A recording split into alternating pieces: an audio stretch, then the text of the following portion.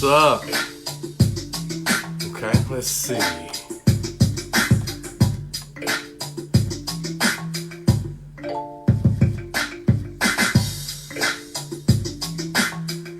Let a couple folk get in here. Okay. We got Timothy in here. Okay, here we go.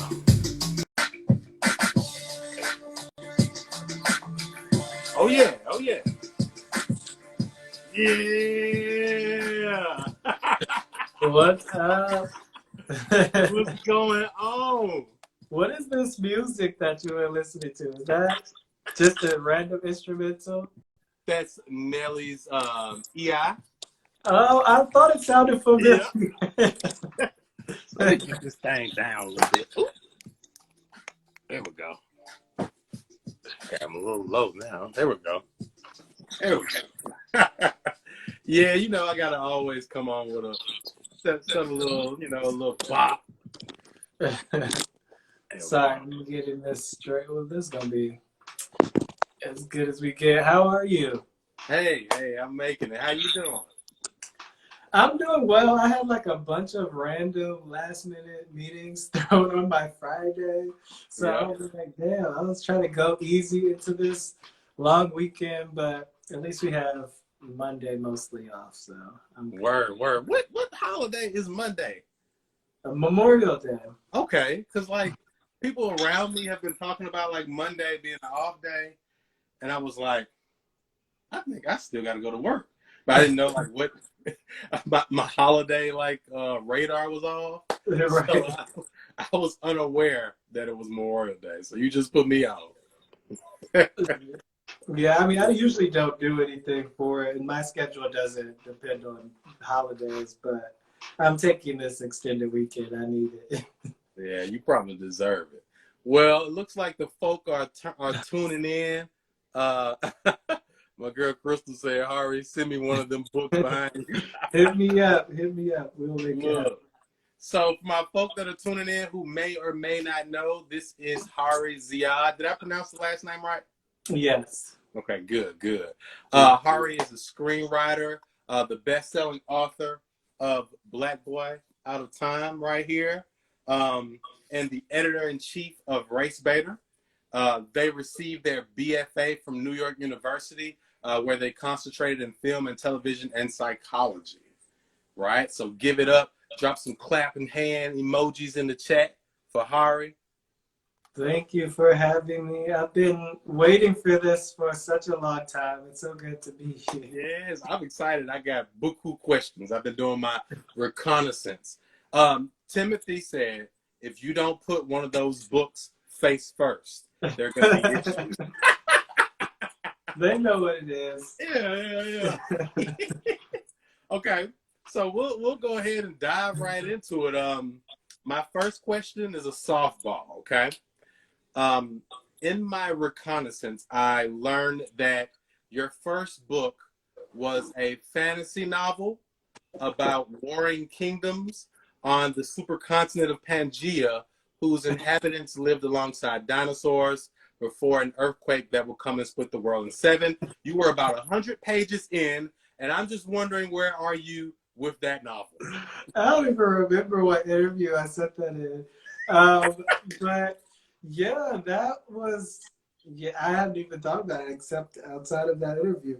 I lost it because it was like the first Mac that we had, and so that computer has been gone for such a long time. And this was before we had clouds and things like that. So it's lost, unfortunately, at this point. But I remember the idea, and I remember like working on it every day, and like getting really far into it. I don't think I'd ever written something that long before. It was probably pretty shitty by like now standards, but as a kid, like I really was putting in the work for that book. I would love to revisit it now, like from where I am now. And I always love sci-fi and fantasy. So maybe I will, but unfortunately the actual pages are disappeared. So what I used to do when I was writing at that age, did you watch Power Rangers? Of course, right? I wasn't like the person who was watching every episode, but I Okay. obviously had seen Power Rangers. Okay. So I would make these comics where I would like take out of Power Rangers and like put the people that were in Power Rangers in like these compromising positions where they were just existing on in regular Earth. And I'm pretty sure my mom destroyed all those joints. So those were my first kind of foray into, I guess, writing. So now we're gonna get into it, okay? So my first question is, and I wanted to have it set up so I can read it for people who might not have. When I want to know what inspired the first four sentences of the prologue. Like, where the hell did you find those sentences? And what did you want them to kind of set up? And do you have a copy where you could read those first four? Sure. Okay. Because I think it might be cooler in your voice. Well, let us see. In the prologue, right? Not chapter 1. Yeah, those first four in the prologue. I used to resent the fly who has the whole world to buzz around and stays circling my head anyway. I learned only recently that insects orbit our bodies because they are attracted to our decaying skin. They sense the parts of us that are dying that we would otherwise never notice. Perhaps in the single month they have to live, they are just trying to share in this terrifying experience together. Just saying, I am dying too, but all I ever heard was a nuisance. And to answer your question, let me put this back up for Timothy Bussett here attacks me. I don't know. Like, I don't remember. That's not how I had started the book initially. And I remember just like reading about flies somewhere. It was like some random article on BuzzFeed or something. And it was just about why they orbit our bodies. And I was like, damn, that's really, really deep. Like, because I didn't know. Like, I know that they are generally more around me, annoying me than they are anywhere else. But I thought that that's just like perception. Like, you just notice it because they're in your area. But so when I learned that, I was like just thinking about the ways that all of these little things that, I mean, the life of a fly is so small. And so you can dismiss, you don't have to ever think about that. And to think of how the connection of like them being attracted to our decaying skin. I'm like fascinated with death, as you probably realized in reading the book. But I just thought that was really, really deep, that I would have never thought of that. And there's such a interesting reason behind why this thing that's such a nuisance to everybody happens so regularly, which is a metaphor for so many things. And in particular, like I'm thinking, I started the book writing about my grandmother, who struggled with that bipolar disorder, and I had this really horrible actually experience growing up in the house with her, because a lot of the times her mental illness was untreated and she would have a lot of crises that would manifest violently. And so I was starting with her regardless, and I was thinking about how I dismissed so much of what had led up to those points. I mean, one, because I was a child, but also just because of the ways we learn to give people grace or not give them grace. And so when I read about flies, I'm like, oh, like that really, like I said, it's such a metaphor for so many things, but it was in particular, it reminded me of how dismissive I'd been of my mother and her experience, when there's probably something much deeper underneath all of that. And so it made sense to start the book there, because I'm trying to dig deeper into what those things are. The story underneath the story of who is, just a nuisance, or just the bad guy, or just people that you can write off. Yeah. And when I was reading it, I was thinking about like how like death is like always stalking us, and we're just kind of like, we're aware of it, we're kind of driven by it, but we're like just blowing past it, right? But it's still like always kind of like there, like a fly. And I was just, and of course, just the nerd in me was just like, where on earth did they find that random ass reference? Like, I thought they were attracted to like the carbon dioxide or something that we were breathing. Not the fact that we were all just dying, and it's like, yo, dying too, dog. Right. Yeah, I don't know. I don't know how I stumbled across that. But like I said, I'm always, my ears perk up when there's something about death. And so I was like, oh, I would love to incorporate this in something that I'm writing. And it just made sense for the book. Yeah, yeah. Okay, okay. So when I initially talked about your book on my page, I talked about how it had awakened a new language and a new lexicon for me. You gave me Miss Afropedia, carceral dissonance, and in your pages, I came face to face with abolition.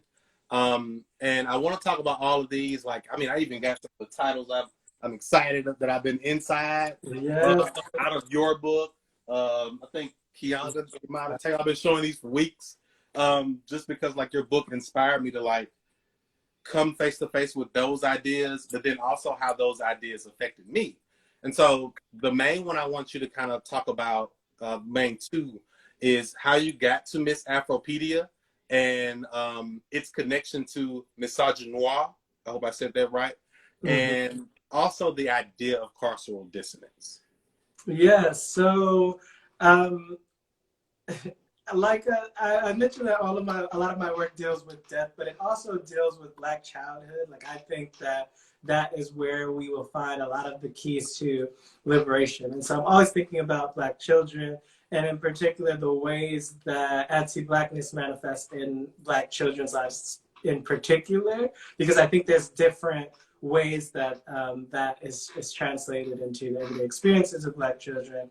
And in my understanding of it, and a lot of that I came through with writing the book, I think a lot of it exists to separate us from our childhood, separate us from being able to move through our childhood with freedom that children should be afforded to navigate gender in the ways that children should be able to do. I mean, we know about things like the school to prison pipeline and adultification, and how Black children are aged up to be criminalized, how little girls are caught fast. And so I wanted to give language to that entire process, like not just speaking about it in silos, but a Black child's entire experience is shaded by this process. And so there's a word for the hatred and disdain of children called misopedia that should probably be used more as well, because so much of our society is rooted in denying children agency. And I think that's a part of misopedia. But I wanted to talk about how that specifically manifests in Black children's lives. And I was thinking about misogynoir and how that term was so useful in thinking about the ways that sexism and Black women's lives intersect, and created a lot of opportunity to speak about that. This larger system within the very specifics of this identity of a Black womanhood. And so I created Miss Afropedia. I didn't create misogynoir, but I was thinking about how Moya Bailey had propagated that term when I came up with this one, in order to start more conversations about how Black childhood is or isn't affected by the world that we live in. And so, yeah, my book is very much structured around this idea that Black childhood is denied to us in so many ways. And I'm showing how that happened in my own life, because I think so much of the work that we need to do to heal is rooted in accessing those things that were denied to us as children. And so the book is spent trying to bridge that gap, which I call carceral dissonance, the separation of, someone, a Black person from their childhood, while I was doing a lot of inner child work in therapy, and just thinking about how the way that was presented to me didn't really account for the systematic forces that Black people live through. And so I wanted to give a specific term for this separation that we undergo, in order to name how we can bridge that gap. Yeah. When I'm reading that, I was just like, man, this is like whole theory, just being kind of birthed. and there are so many different things that I was seeing, like the carceral dissonance, because my dissertation is like rooted in W.B. Du Bois's oh Lord, double consciousness. I'm like, my God, Yes. that means I need to go work on it. But double consciousness, and there's so many other similarities between like some of the things that Baldwin talked about that I'm going to get into a little bit later. But yeah, like I was like, yes, this is like a naming ceremony for things that I know are like affecting everybody, right, in their own different types of ways. So thank you for that. Yeah, no, I love framing it as a naming ceremony. Yeah. I'm gonna steal that. That's Ah. okay. Hey, yo, it's yours. It's yours. Okay. So we talked about misogynoir. That word's gonna whoop my southern tongue so bad. But and what it does with Black women. And I wanted to talk a little bit about one particular scene in the book and how it's aged, right? So let me get to this particular question. Okay, yeah. About Tierra, TT, Sarah, and Marissa. Mm-hmm. So you talked about how you began explaining them away, right? Instead of like helping them in their fights the way everyone involved deserved to have them ended. And you talked about how those stories ended in them being called ghetto, when at the root of all of our ghetto is love, right? Can you talk about how that passage has aged in reference to the murder of Ma'Khia Bryant, right? Because that's all I kept thinking about. Like once that occurred, that's like all I kept thinking about, because I was like, I was thinking about how easy love and protection gets covered up by like these carceral logics, mm-hmm. right? Mm-hmm.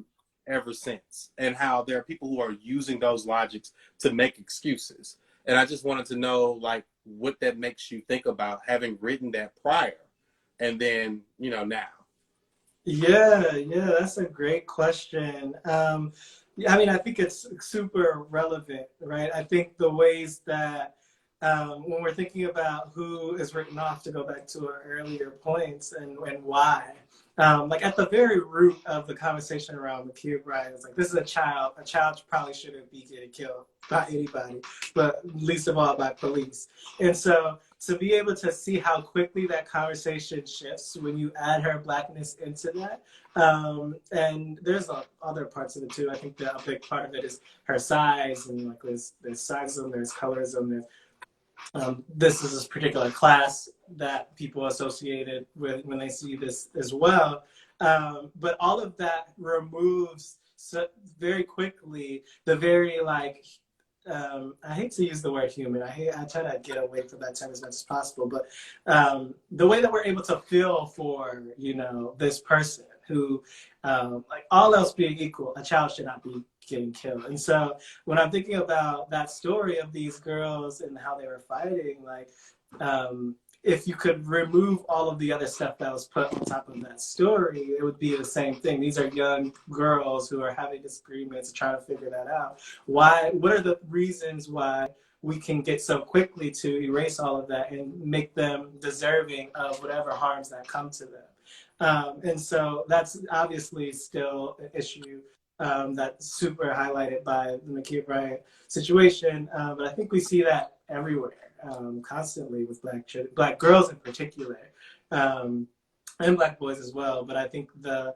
ways that it is manifested with Black girls sometimes erased because so often the conversation around violence by police in particular is gendered for men. But yeah, I think that definitely brought me right back to that moment. And that story is about how I internalized that. And so I know that like when something like that happens, I know what white people are going to say. Like I was not surprised how Ma'Khia Bryant was demonized in the aftermath of her murder.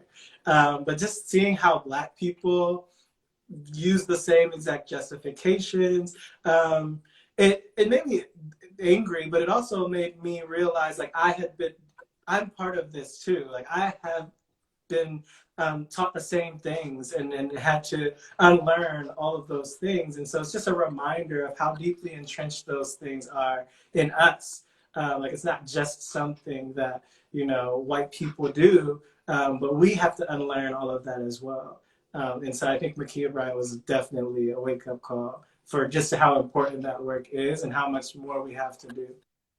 Yeah, and speaking of that work, that leads me to another question I had about your this way that you have in this book of knowing that we are all implicated as well, right? And that we have to do this work of undoing. And so I was wondering, how did your personal reckoning with carceral dissonance allow you to write not only this book, but other things as well, like screenplays, and even like to do the work that you do with the nonprofits that you're a part of?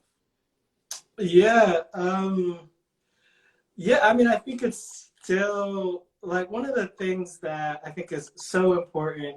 And anyone who's a real abolitionist will mention this, but for me in particular, it's like being able to see how to translate the conversations we have around like punishment, police, which like we can see how that violence harms people in society, but how that shows up in our everyday lives. And so this book was really centered in like me unpacking moments like with TT, because it's an ongoing process. Like we get these messages everywhere we go, every job that we work, and every piece of media that we see will reinforce the kinds of things that I'm trying to like push back against. And so, yeah, I think how it's shown up in like a lot of my work is that I've realized how important it is to have a community of people that will help you to be accountable. Like you can't just do this work by yourself. And so like if I'm working on a project and I'm getting all this feedback from, you know, someone who's not interested in engaging in that way, especially because that's so tied to my money, it's very easy to lose sight of how to make sure this is not reinforcing the erasure of, you know, the fullness of Black existence. And so, yeah, I've just learned a lot more about having a community of people who, Tim will always check me if I need to be checked.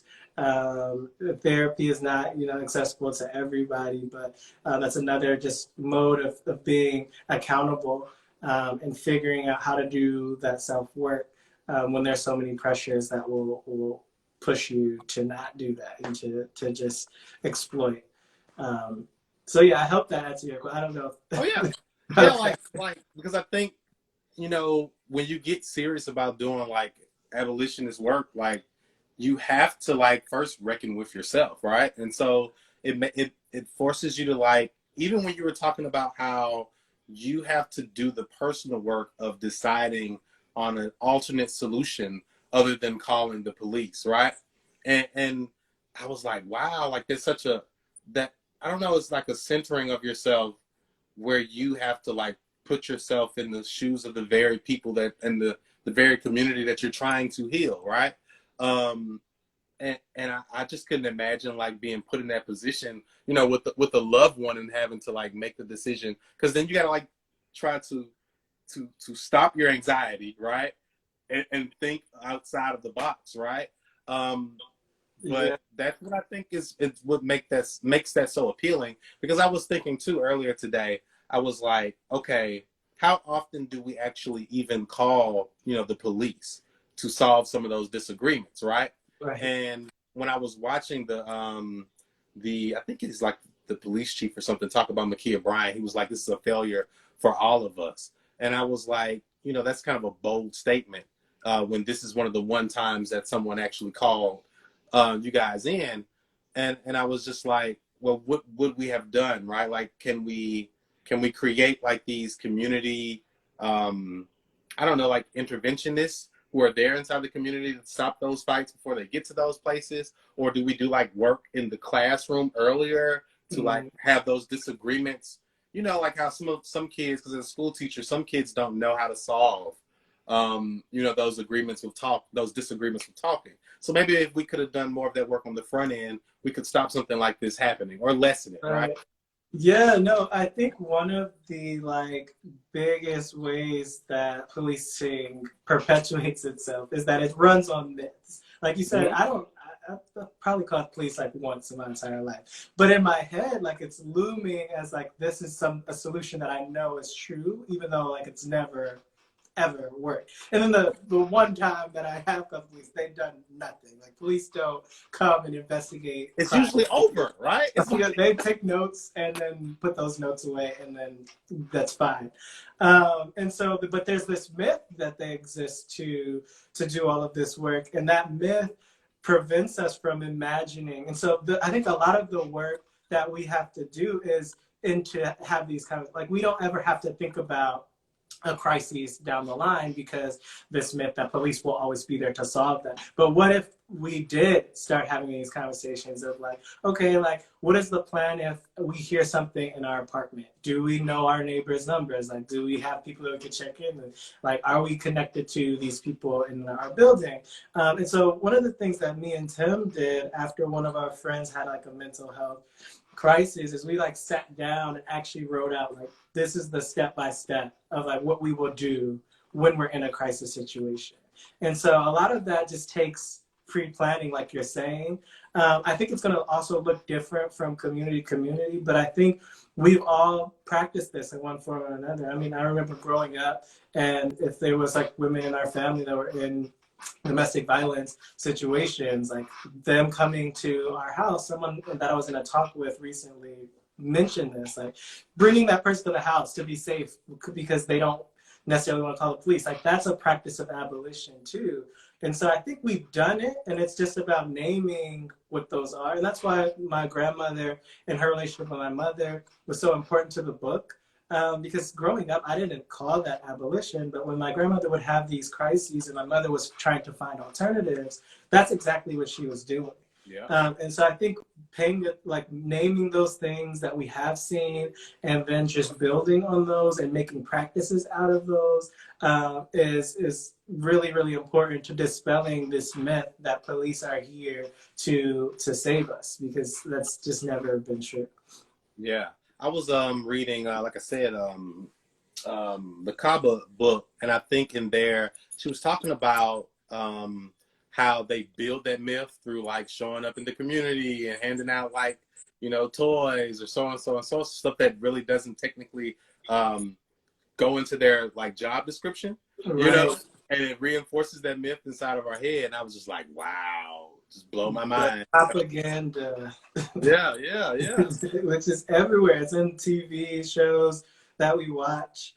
And it's in like these, there's this this is the military, but it's the same structure pretty much. But the whole conversation about, I don't know if you saw it, but there was this ad that the military put out where they were following this woman, and she's talking about her intersecting identities and all of these things. And there was uproar from the conservatives because they're like, oh, we're feminizing the military or whatever. But really what's happening in those moments is making the military more palatable to, you know, people like us. Yeah. And that is so effective and has been done so effectively, especially here in New York. You know, with hiring a certain number of Black cops and things like that. That really reinforces this idea, you know, that cops are here just like you, they're part of your community, when we really need to be building our own communities to be doing that work. So yeah, it's interesting how, and once you start naming that too, you'll see it everywhere. It's everywhere. Yeah. It's like that quote, like once the mind is stretched, it can never like just snap back, something like that it says. Okay. So in chapter 10, I was talking about this with, I think, Reggie, but like about how your writing showed me a glimpse of how personal queerness is in a way that I don't think the way that I experience my gender allows. And in this chapter, you're at Aunt Cheryl's homegoing service, and your cousin Richard asks you what made you like boys.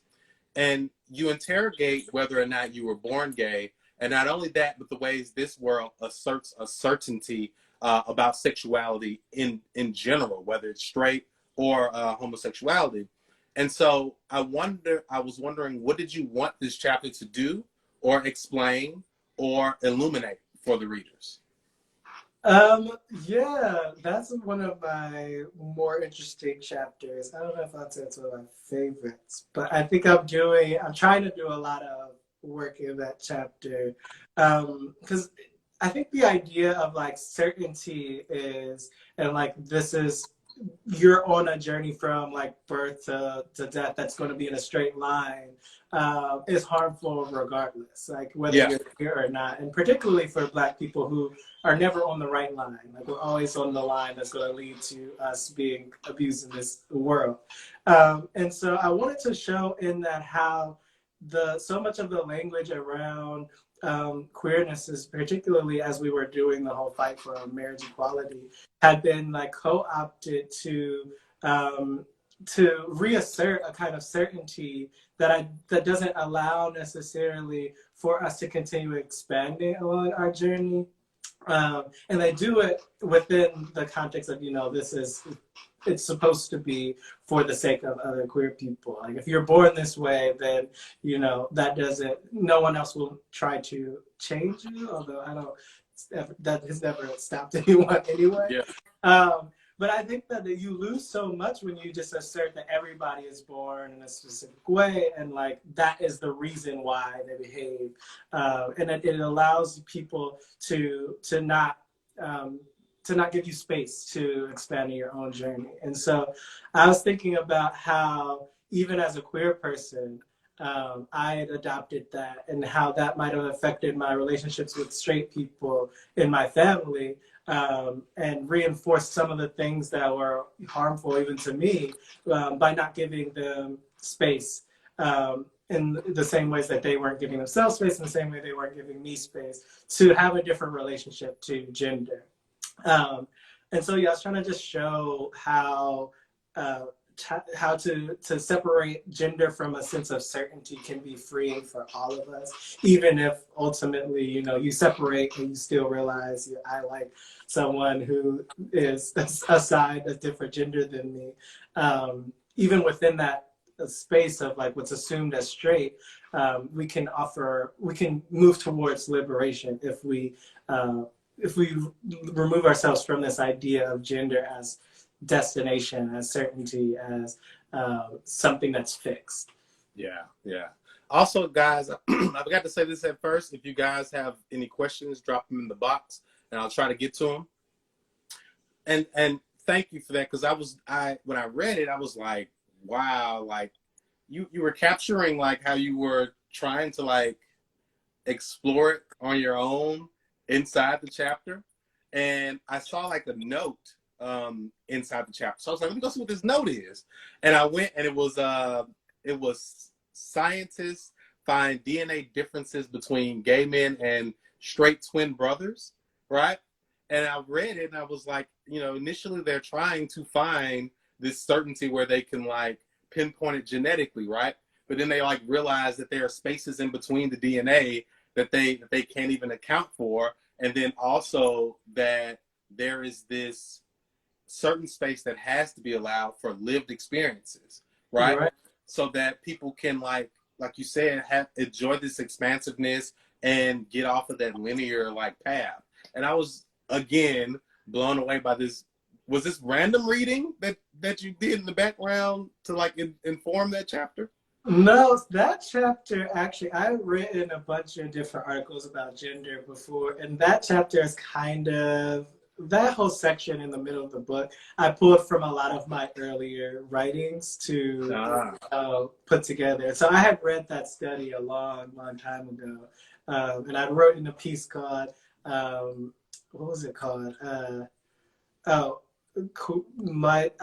My choice to be queer, or something like that.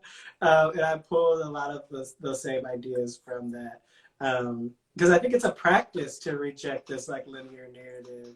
And I don't think it's something that I was born with. I think, my queerness is an expression of a practice that maybe, circumstances around my birth could influence, but it's ultimately something that I have to reject how my gender is read, and the things that it assigns me to do in lots of different aspects of my life. And so the setting of the funeral was important because that was one where I'm like, oh, I put on a button-up shirt. Yeah. Like, I'm really not trying to necessarily look as visibly queer in front of that family, that side of my family. And I'm thinking about, what that says about my queerness in general. Like, if I could make that choice, then what does it mean to keep pushing forward and to keep expanding what's possible in spaces with those families, rather than, succumbing to what's expected. Yeah. Okay. Okay. So, you mentioned you were trying to decide if this was your favorite chapter. I read in an article that your favorite chapter was chapter 12. Which is the one about Tim. Yeah, yeah, that's what I heard. Yeah, no, the other one is definitely not my favorite chapter. Yeah. It's one of the more interesting chapters. Chapter 12 is probably, I would say that's my favorite. Yeah. and so I wanted to make this, I guess, like an interesting flip. How would you edit chapter 12 if you could edit it now? That's a really great question. I don't know. Maybe I would have spent more time like illuminating like scenes of our life, because I'm talking about in chapter 12 to people who haven't read it. I'm talking about meeting my partner, and about how like a lot of my ideas about what love could be as a child are kind of realized in this relationship that I have now. And so much of that is because Tim pushes me to like be a better person, for lack of a better term. And so I would love to show more scenes of us, like just our interactions, and just throughout the book. I think if I was going to edit it, I would show more like everyday scenes. Like I spend a lot of time theorizing in the book, and I think that's really important. But if I could go back, I would try to incorporate a lot of those ideas into more scenes. Okay. Okay. That's a great question. Yeah, yeah. I try. I knew that was gonna catch you off guard too. Okay, let's see what else I got. Oh, this is a good one. All right, so earlier I talked about like correlations I saw between Baldwin and you, right? And this is the main one, I guess, that I want to like hear you kind of wax poetic on. So Baldwin said the American idea of racial progress was measured by how quickly he became white. You said to be Black and exceptional in this world requires seeing yourself not in your people, but in whiteness. How then can we combat that? To say, like, how can we be both Black and exceptional in our own right? Yeah, I think it's about redefining what exceptional means. Like, I think it's perfectly, like, my mother is amazing. She's exceptional. She's like a woman that is powerful and like all of those things. And I think we have these same conversations around like strong Black women and things like that. But because it's so defined along a binary, where like if you are exceptional, then there's nothing, you can't be questioned. But also it's by metrics that were not designed for us. So we think of, especially in the academics, within the academic context, what is exceptional is really just people knowing how to take white people's tests, right? And like to redo that every time another test is put in front of them. And so that's not exceptional to me. Like, I've figured out how to do that.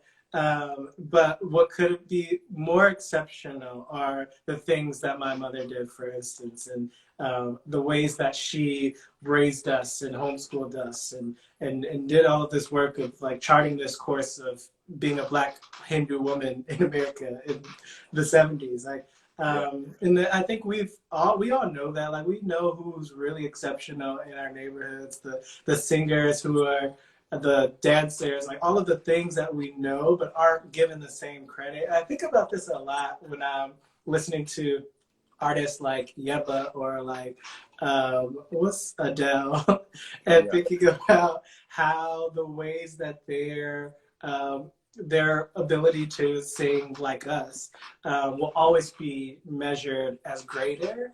And so these standards will always be like, if we're using the same standards as white people, and allow those standards to influence how we think about things like our greatness or the things that we can achieve, then we'll always be, even the ones will have a certain level that can rise to the top, but overall, it will always be disadvantaged by that. So yeah, I think it's just about redefining what exceptional means for us and rooting whatever that is in Blackness.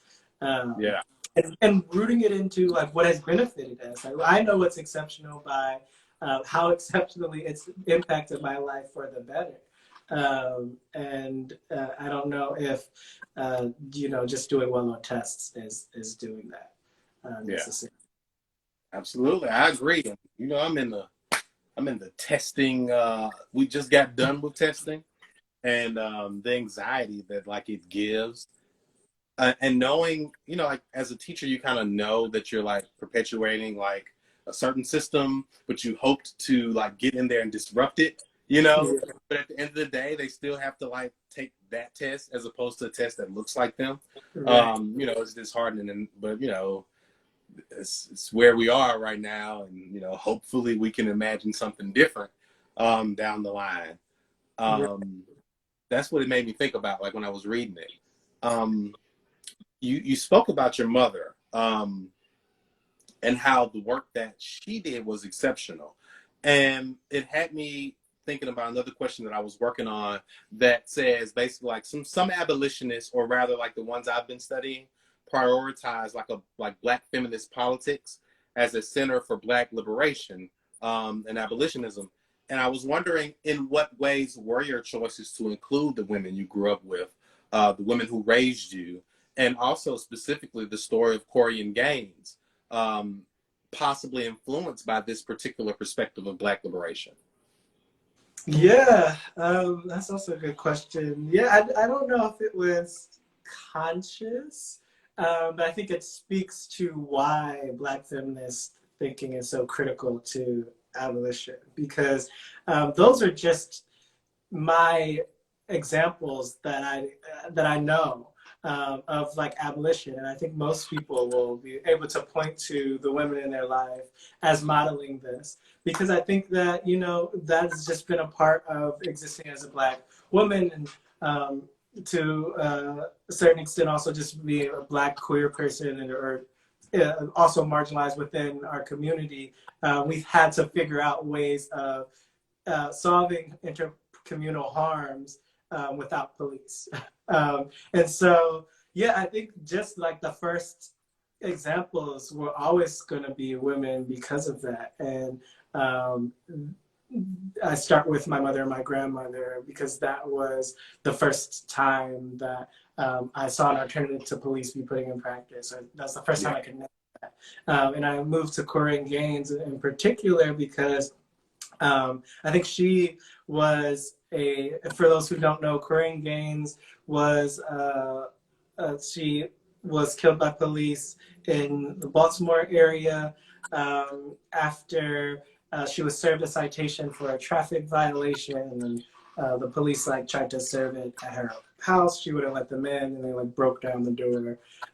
And she had a gun. They ended up shooting her while she was holding her son and shot him too. He survived that. And so just thinking about also the ways that we think about violent resistance too. I think so many times, for good reason, we're like, okay, if if resisting the police and resisting this structure is important, how do we have a vision of resistance that doesn't reinforce misogynistic violence, or the violence that a lot of Black cis straight men will turn to, and then say that that's because they're trying to defend the community, when it's really corrupted version of that. But looking at how the women in my life, and Corian Gaines in particular, have used violence as a way to resist the state, without incorporating violence that is necessarily going to harm other people in our community without also celebrating it as violence. Like I think Yeah. when the women in my life turn to violence, it's never out of like the celebration or like I'm like trying to prove, you know, how macho I am. And so that also opens up a new way to think about resistance. And so for me, it just made sense to turn to these women when I'm thinking about what abolition could look like, because those were the people that modeled it to me. Yeah, and it was just like, because it made me revisit that. Like I had heard about it and then we revisit it, like reading it in your novel, and well, your memoir. And one thing that was like sticking out was like that they were able to stop the live feed, or they either like shut down the accounts, and made me think about like why reform wouldn't work in that, right? Like, because at that point, if you can stop that, then you could easily stop a body camera, right? You know, like, yeah. you know, and how like reform is, I think Kappa talks about this too, like reform is a lot of times and oftentimes a distraction, right? And so we have to like get back to getting creative and figuring out ways to kind of stop these things before they happen. Because also I believe she made like videos prior about the traffic stop, you know, like, you know, these I don't know, like cries for the community that we should be trying to like develop around each other, that would make it, because you alluded to this earlier, so those communities would need to be specific to the community that is inside of it. And I think that would really fix a lot of the questions that people have about abolition, because I think because of our indoctrination, we're trained to think that it has to be like one national solution, when in reality it can be multiple small solutions, you know? Right. Like I said, yeah, we're like, if somebody does XYZ, then, you know, the response is X. Like, and that's not how people operate. That's not how we're supposed to operate. We can, I think, have a system that allows for us to exist in our fullness, for us to be, you know, completely nuanced people, that also gives us room to have unique situations, for unique communities, for unique experiences. I think that is one of the hardest parts to communicate to people about abolition, because they want a clear-cut answer. You're like, no, the only clear-cut answer is that it can't be punitive. Like, what does that look like for you and your mother? Like a non-punitive response to harm.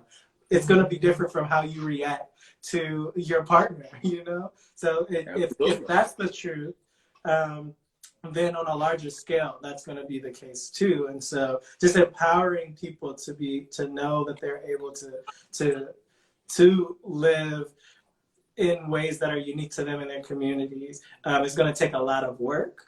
But I think that's one of the next steps that we have to invest in.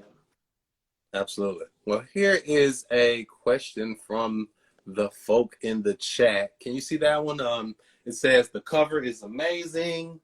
What influence did you have on the cover art? And that's from bold_books. Yeah, the cover is amazing. It's by David Cooper. His name is David Cooper Art on Instagram. Definitely follow him. We just knew that we had to find someone Black to do the cover. And basically, we just sent him a draft from the earlier drafts of the book. And this is what he got. And it reflects so much that's in the book. In the book, I talk, obviously, I'm talking about like my younger self. So there's this like mask type thing. We didn't necessarily name it as a mask, but it's a separate older face versus younger, that's covering the younger face, that I think really speaks to that dynamic that's being explored in the book. And then there's this section in the book where I'm talking about dandelions and how growing up, like I thought that they were like this most beautiful flower, only to learn later that they're just defined as weeds. And then that says so much about, you know, again, what's discarded. And so he just got all of this from reading the book. And once he sent us a draft, like I gave a couple of notes, but this was pretty much, you know, what he got from it. And I'm like, oh shit, I guess the book is clear because he got all of this from that. Yeah, look, I can only imagine like getting that in the email. And you're like, hell yeah, like. Right. That was exactly my reaction. Okay. Oh, okay, we got another one. I'll do that one after this. So, I think I talked about this a little bit, but in this book and in your conversations about books and other things, you've illuminated the presence, this ever present, like colonialization is like ever present, right? And the ways that it's invaded your life without even knowing it. I've even heard you say that your day has been colonized by meetings. And there's this one passage or sentence where you say, anxiety, and you can correct me if I butcher it because I don't have the book right in front of me, but anxiety is like maybe what happens when your mind is being colonized. Yeah, something like that. I don't remember the exact line. Yeah, but like how, like, what are you saying? Like when you say that your day has been colonized by meetings, are you just saying it's been invaded, or like that these like meetings themselves are like remnants of the process of 500 years of colonialization? Like maybe we could like do work a different way, Yeah, no, I think it's probably a little bit of both. I'm thinking about how like colonization is not just an invasion or it's a complete like it turns the reality of the space into something that serves a completely different person. And so when I'm talking about how like colonization is a part of my life, I'm thinking generally about how my entire reality has been shifted and upended and turned to cater to someone completely at odds with how I would generally operate if I had the freedom, if I was a free person. And like we're not living in a world where we can be completely free people.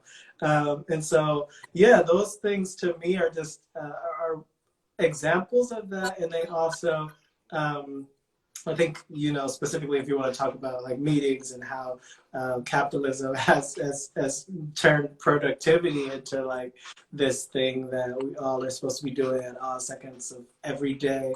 That's definitely a part of colonization.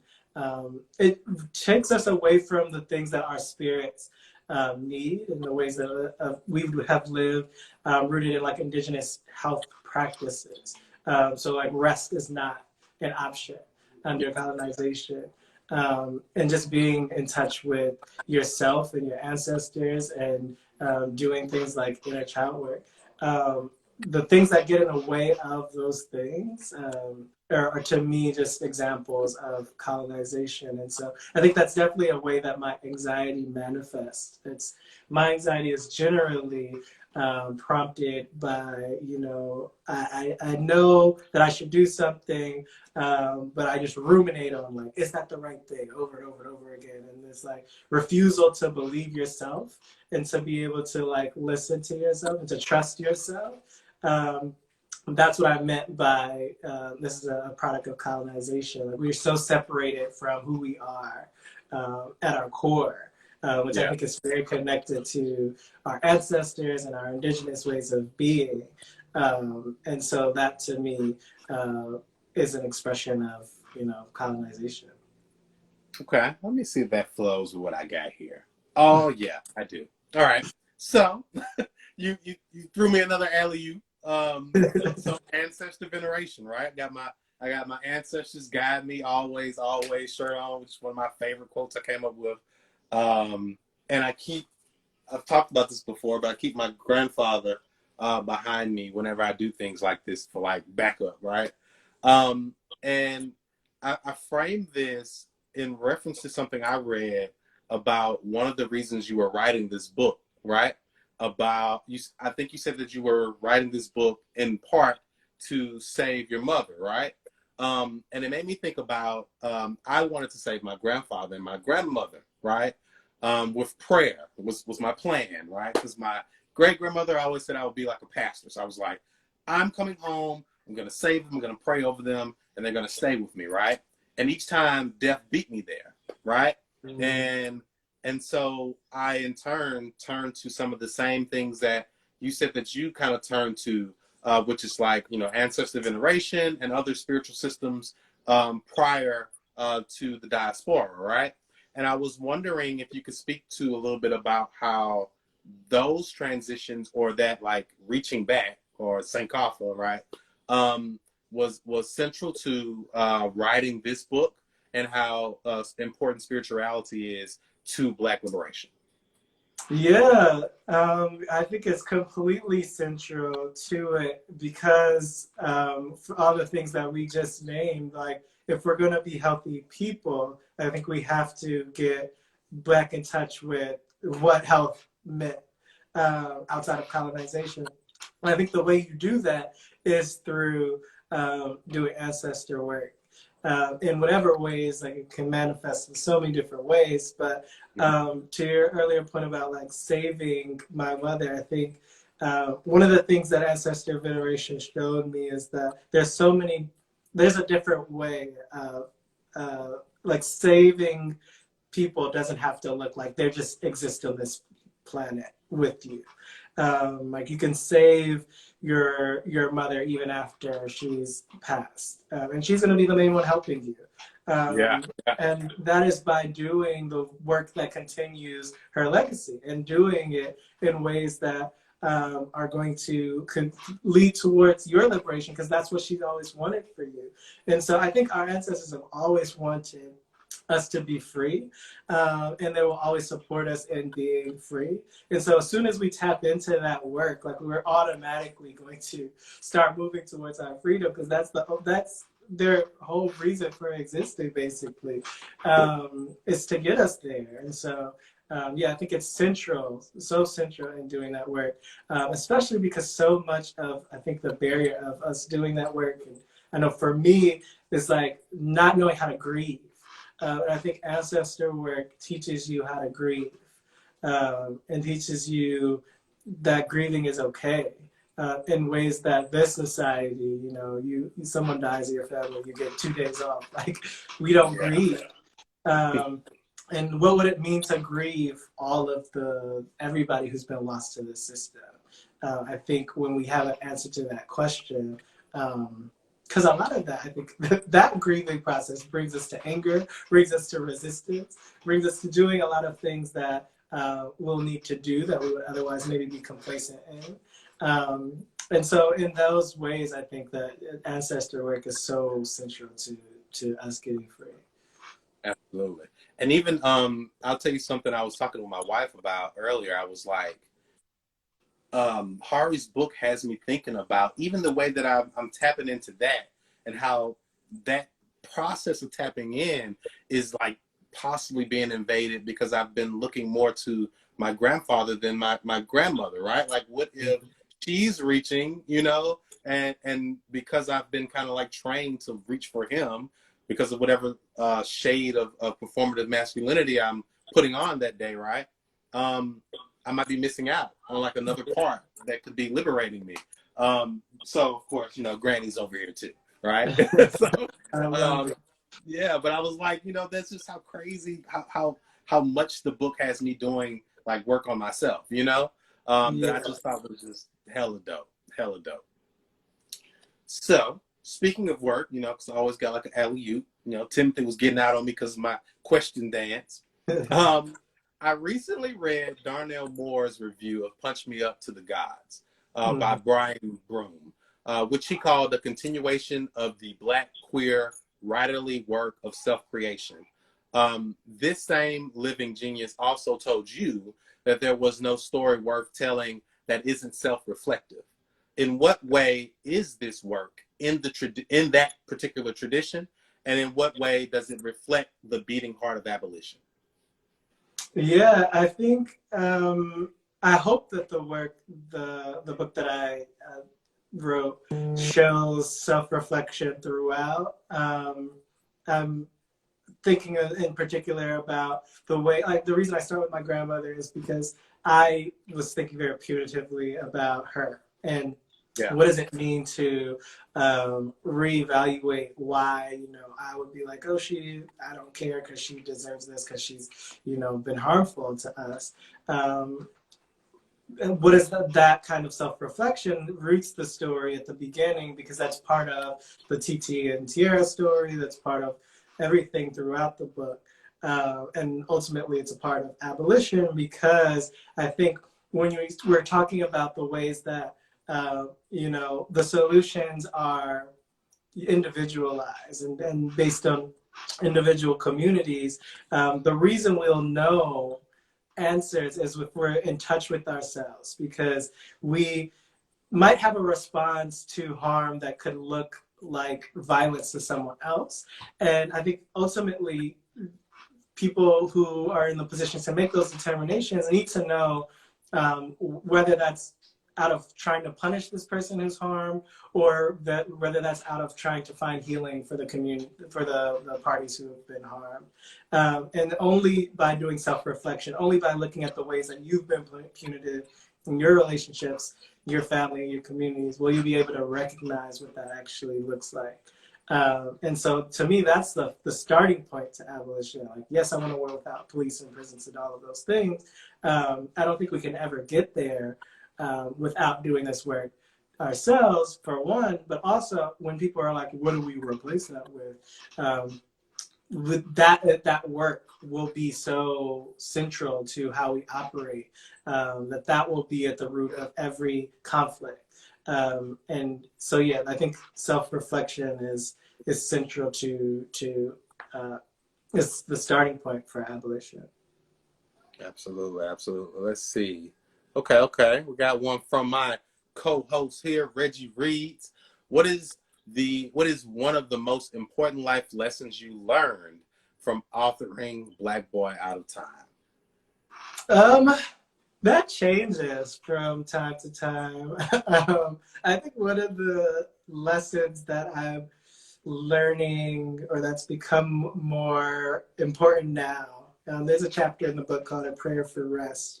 And I've given interviews about this too. Like, I wish I'd emphasize that more. But realizing just how important this rest is as a part of our liberation, particularly right now, like in the aftermath of publishing the book. Like, I'm still very much in the midst of grieving, to the point where like it was not sustainable, that I was continuing with the schedule that I had. And so I think the most important life lesson is that our liberation is rooted in our rest and our abilities to take care of ourselves, and to not always be pulled to be productive by capitalism, even when you just published, you know, your debut memoir. Yeah. So I've found much more balance within the last couple of weeks, thankfully. Yeah, absolutely. Let's see here. I'm making good time. So my wife was gonna have you out of here within like an hour or some change. I know you got some other stuff going on. Let me see if I got one more that I want to.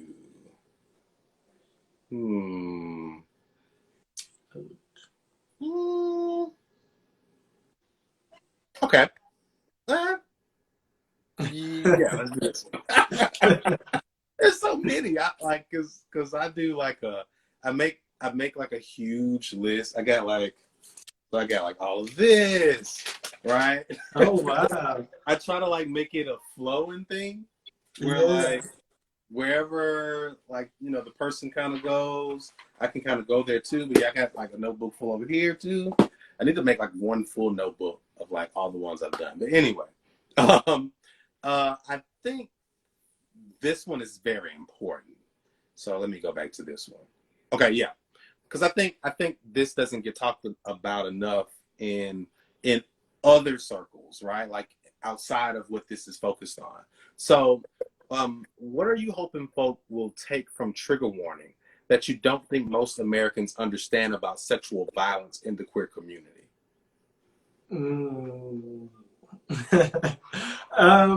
Yeah, trigger warning is another one of those chapters where there's a lot of layers to it. I think one of the main things that I wanted to illuminate is that, particularly when it comes to like childhood sexual violence, it's always more complicated, and like everything is. And I think we really see the failure of this like villain victim dichotomy that the justice system is built off of when we have situations like mine, which was, and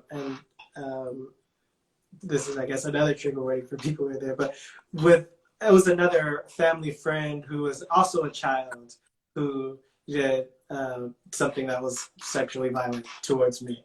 And so for a long time, I wasn't even able to think of it as violence because of this way that we're, supposed to section this off. Mm-hmm. And I knew that, this wasn't an evil kid or whatever. And also he was a kid when it happened. And so, yeah, I really want us to think in particular about like why, how the ways that this dichotomy that we set up can be really harmful for the nuances that children live through. Queerness adds a whole nother dynamic to it. The gender does as well, obviously. Black girls bear the brunt of a lot of sexual violence, but there is also a lot of sexual violence that's never even talked about. Or that's talked about in such like weird ways. Like you have rappers that will proudly be sexually violating their child by, paying a stripper to go dance on him on Instagram Live or something. So I think when we are able to think about it as more nuanced and to add all those layers into it, it gives children much more room to negotiate these experiences and hopefully to have less of them going into the future. Absolutely, absolutely. Let's see. I think we got one more from the folk here. Okay, this is from. Ooh, okay. This is from 50 Sochet. We'll let this be our last one. In what ways did you change through creating your manuscript that you didn't expect?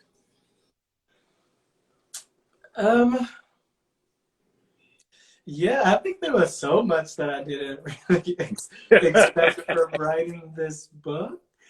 I don't know. Like, I think one of the best things that I didn't really expect is that, like, I hoped that when writing this book, it would lead to a lot of really healing conversations with me and my mother before she passed away. But I didn't assume that that was even possible. And so I think it showed me just how possible healing is by particularly manifesting that kind of healing within my relationship with my mother. Like we were able to have so many different conversations that I never thought we'd be able to have just by talking about the things that came up with writing this book. And so, yeah, I think it offered a lot more about what is possible within relationships, in particular within my family. Okay.